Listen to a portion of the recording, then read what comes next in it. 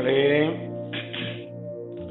Jerusalem prayer ലൈനിലേക്ക് വന്നുകൊണ്ടിരിക്കുന്ന നിങ്ങളെ ഓരോരുത്തരെയും ഞാൻ വ്യക്തമായി കാണുന്നുണ്ട്. വലിയ സ്നേഹത്തോടെ വചനം കേൾക്കാൻ ഒരുങ്ങി നിൽക്കുന്ന നിങ്ങളെ ഓരോരുത്തരെയും സർവശക്തനായ ദൈവത്തിന്റെ കരങ്ങളിലേക്ക് സമർപ്പിക്കുകയാണ്. ദൈവമേ, ഈ മക്കളെ ഓർത്ത് ഞാൻ നന്ദി പറയുന്നു. ഈ പുതുവർഷത്തിലെ 4-ാം ദിവസത്തിൽ ഒരു പ്രത്യേകമായ സമ്മാനം ജെറുസലേം വചന കൂടാരത്തിൽ നിന്ന് വിവിധങ്ങളായ പ്രാർത്ഥനാ സമൂഹങ്ങൾക്ക് അവിടുന്ന് പ്രദാനം ചെയ്യണമേ. കർത്താവേ, ഓരോ രോഗികളുടെ കാര്യത്തിൽ ഇടപെടണമേ. സഹനപ്പൂക്കളെയും എല്ലാ രോഗികളെയും പ്രത്യേകമായ വിധത്തിൽ അവിടെ നിയോഗങ്ങൾ ഏറ്റുപറഞ്ഞ് ഞാൻ പ്രാർത്ഥിക്കുന്നു. ഇന്ന് നമുക്ക് വേണ്ടി ദൈവം തരുന്ന വചനം ജ്ഞാനത്തിന്റെ പുസ്തകം 16-ാം അധ്യായം 12-ാം വാക്യം. കർത്താവേ, മരുന്നോ ലേപന ഔഷധമോ അല്ല, എല്ലാവരെയും സുഖപ്പെടുത്തുന്ന അങ്ങയുടെ വചനമാണ് അവരെ സുഖപ്പെടുത്തിയത്.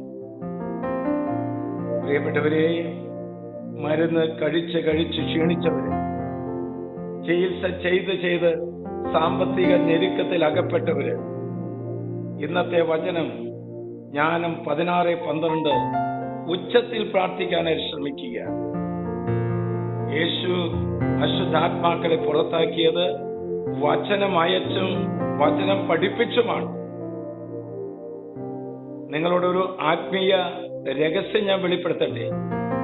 അത്ഭുതകരമായ സൗഖ്യം നീ കൊതിക്കുന്നുവെങ്കിൽ 4 കാര്യങ്ങൾ: ശക്തമായ വിശ്വാസം, തീക്ഷ്ണമായ ആഗ്രഹം, വിശുദ്ധി നിറഞ്ഞ ജീവിതം, നിരന്തരമായ പ്രാർത്ഥന.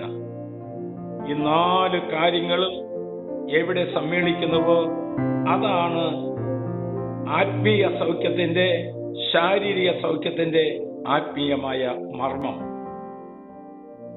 പ്രിയപ്പെട്ട മക്കളെ, പലവിധ രോഗത്താൽ ക്ലേശിക്കുന്നവരെ, ക്യാൻസർ രോഗികൾ, ട്യൂമർ രോഗികൾ, കിഡ്നി രോഗികൾ, ഡയാലിസിസ് രോഗികൾ, ഹൃദ്രോഗികൾ, ശ്വാസകോശ രോഗികൾ, എല്ലുപൊളിയുന്ന വേദനയുള്ളവർ, മൂക്കിൽ ദശ വളരുന്നവര്, കൂടെ പനിയുള്ളവര്, ഷുഗർ, പ്രഷർ, കൊളസ്ട്രോൾ, ഇപ്രകാരമുള്ള രോഗത്തിലകപ്പെട്ട എല്ലാവരോടുമായിട്ട് കർത്താവ് പറയുന്നു, വചനം അയച്ച് നിന്നെ സുഖപ്പെടുത്താൻ കർത്താവ് വരികയാണ്.